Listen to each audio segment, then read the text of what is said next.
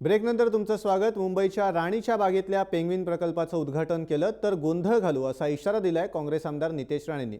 राणीच्या बागेत ज्या हायवे कन्स्ट्रक्शन कंपनीनं पेंग्विन आणले त्यांची चौकशी पूर्ण होईपर्यंत उद्घाटन नको अशी भूमिकाही त्यांनी मांडली। भ्रष्टाचारी कंत्राटदार हे तर आदित्य ठाकरेंचे दोस्त असा खळबळजनक आरोप करत नितेश राणेंनी तसा फोटोच सर्वांसमोर दाखवला। हायवे कन्स्ट्रक्शनचे तन्मय राय यांचा आदित्यसोबतचा फोटो त्यांनी दाखवत हा आरोप केलाय। तुम्हाला कायद्याने सुव्यवस्थेची परिस्थिती हाताळायची नसेल किंवा हाताबाहेर जायला द्यायची नसेल तर तुम्ही हा विषय उद्घाटन करू नका। कारण असं आहे की ह्याची जी काही कंपनी आहे, हे जे काही हायवे कन्स्ट्रक्शन नावाचा हा जी काही कंपनी आहे, त्याचा जो काय हा तन्मय राय आहे, त्यांनी जे काही डॉक्युमेंट हे पेंग्विन आणण्यासाठी जे दिलेले आहे ते सगळे फ्रॉड आहे, ते सगळे खोटं आहे आणि ते लोक आयुक्तांकडे आज पडलेलं आहे। आज 15 दिवसामध्ये त्याची सगळी ऑब्झर्वेशन बाहेर येणार होते, निकाल बाहेर येणार होता।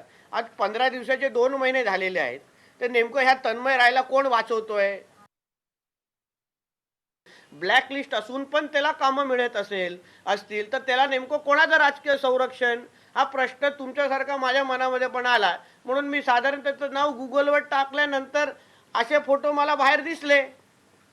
मला का मग माझा प्रश्न आला की बाबा कदाचित ह्यांचं तरी राजकीय संरक्षण नाही ना, ह्यांचे तर मित्र नाही ना, म्हणून तर ह्यांना सगळं काम मिळत नाही आहे ना। हा माझ्यासारख्या असंख्य मुंबईकरांच्या मनामध्ये प्रश्न येत आहे। कारण का मुंबई महानगरपालिकेमध्ये स्वच्छ कारभार असला पाहिजे, पारदर्शक कारभार असला पाहिजे, ही माझ्यासारख्या सगळ्यांचीच इच्छा आहे। प्रामुख्याने बीजेपीचे खासदार किरीट सोमय्या यांची इच्छा आहे। आणि हे असताना हा सगळा कारभार कसा होणार तुम्ही सांगा?